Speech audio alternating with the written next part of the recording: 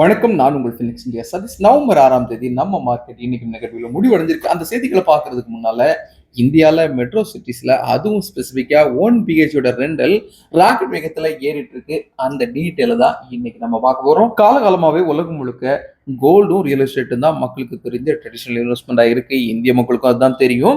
இந்தியாவோட மேஜர் சிட்டிகள்ல இருக்கக்கூடிய ரெண்டலோட டேட்டா வந்துருந்துச்சு. அந்த டேட்டாவை நம்ம பார்க்கும்போது மும்பைல பிரீமியம் ஏரியாஸ்ல 1000 ஸ்கொயர் ஃபீட் ஏரியா அளவுக்கான 1 BHK இருக்கக்கூடிய ரெண்டல் இன்கம் எப்படி இருக்குன்னா 45,000 ரூபாயில இருந்து அரௌண்ட் 85,000-90,000 ரூபாய் வரைக்கும் போறதா ரிப்போர்ட் சொல்லுதுங்க. ஒட்டுமொத்தமா இந்தியாவில் இருக்கக்கூடிய எல்லா சிட்டிஸையும் கம்பேர் பண்ணும்போது அங்கதான் ரெண்டல் அதிகமா இருக்கு.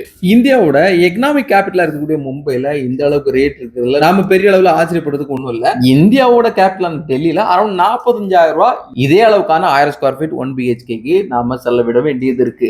இந்தியாவோட ஐடி ஹப்போட ஹெட்டா இருக்கக்கூடிய கர்நாடகாவில் இருக்கக்கூடிய பெங்களூருக்கு அரௌண்ட் 40,000 ரூபாய் நம்ம கொடுத்தாதான் ரெண்டல் எடுக்க முடியுங்கிற ரேஞ்சில் இருக்குது. குருகிராம்ல அரௌண்ட் 40,000 ரூபாய் இருக்குதுங்க. தானேல 38,000 ரூபாயும், நவி மும்பைல 34,500 ரூபாய் இருக்கு. புனேல 29,000 ரூபாயும், ஹைதராபாத்ல 26,000 ரூபாயும் நம்ம செலவு பண்ண வேண்டி இருக்கு.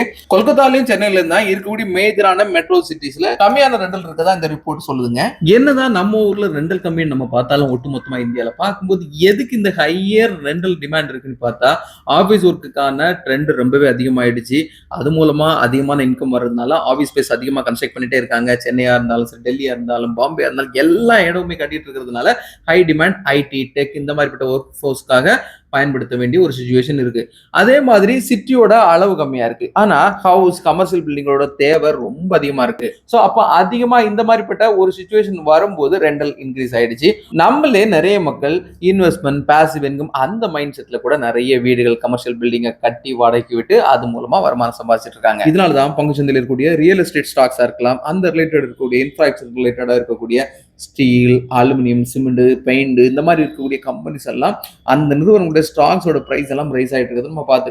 இருந்தாலும் இந்த மாதிரிப்பட்ட ரெண்டல் இன்கம் எப்பவும் அதிகமாயிட்டு இருக்கோங்க ஒரு எக்ஸ்பெக்டேஷன்ல கம்ப்ளீட்டா நம்மளோட இன்வெஸ்ட்மெண்ட் ரியல் எஸ்டேட் பக்கம் மட்டுமே வச்சிடக்கூடாதுங்கிறதா என்னோட அட்வைஸ். சரி, இன்னைக்கும் நம்ம மார்க்கெட் டவுன்ல தான் க்ளோஸ் ஆயிருக்கு. சென்செக்ஸ் நிப்டி ரெண்டுமே டவுன்ல தான் க்ளோஸ் ஆயிருக்கு. சென்செக்ஸ் 83,311 148 புள்ளிகளை இழந்திருக்கு. 25,509 நிப்டி 87 புள்ளிகளை இழந்து க்ளோஸ் ஆயிருக்கு. ஒட்டுமொத்தமா பார்க்கும்போது Asian paints, Reliance industries, Mahindra and Mahindra எல்லாம் அரௌண்ட் 1ல இருந்து 4% வரைக்கும் பாசிட்டிவ் பார்க்க முடிஞ்சிச்சு. Top losers Grasim industries, Hindalco, Adani enterprises எல்லாம் இருந்தாங்க. அரௌண்ட் 4% இருந்து 6% வரைக்கும் நெகட்டிவ் நம்ம பார்க்க முடிஞ்சிச்சு.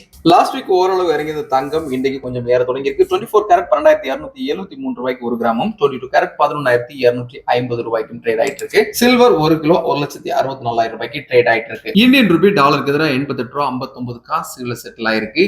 எஃப்ஐக்கள் திரும்பவும் வித்துக்கிட்டே இருக்காங்க. இன்றைக்கு 3,263 கோடி ரூபாய் அளவுக்கு இந்தியாவில இருந்து பணத்தை வித்து வெளியில எடுத்துட்டு போயிருக்காங்க. சோ மார்க்கெட்ல நல்ல வாலடைல் இருக்கு. மார்க்கெட் கண்டினியூவா ரீசெண்டா வந்து ஹைல இருந்து இறங்கிட்டு இருக்கு. இது எல்லாமே நீங்க பார்த்திருப்பீங்க. திரும்பவும் ஒரு பையிங் ஆப்பர்ச்சுனிட்டியா உங்களுக்கு இருக்கலாங்கிறத மறந்துடாதீங்க. எதுவா இருந்தாலும் இது முழுக்க எஜுகேஷனல் பர்பஸ் மட்டும் தான், நாட் ரெக்கமெண்டேஷன். வெறும் 100 ரூபீஸ்ல இருந்து stock market, mutual fund, ETF, digital கோல்ட்ல இன்வெஸ்ட் பண்ண முடியும். இந்த மாதிரிப்பட்ட சிம்பிளான இன்வெஸ்ட்மெண்ட் இன்ஸ்ட்ருமெண்ட் இருக்குங்கிறது எல்லா மக்களும், குறிப்பா யங்ஸ்டர்ஸ்க்கு ரீச் ஆன இந்த வீடியோவை நாம டே டு டே போஸ்ட் பண்ணிட்டு இருக்கோம். உங்களுக்கு இந்த வீடியோ வேல்யூபிள்னு ஃபீல் பண்ணீங்கன்னா லைக் பண்ணுங்க, கமெண்ட் பண்ணுங்க, சப்ஸ்கிரைப் பண்ணுங்க, ஷேர் பண்ணுங்க. See you tomorrow. Another super topic.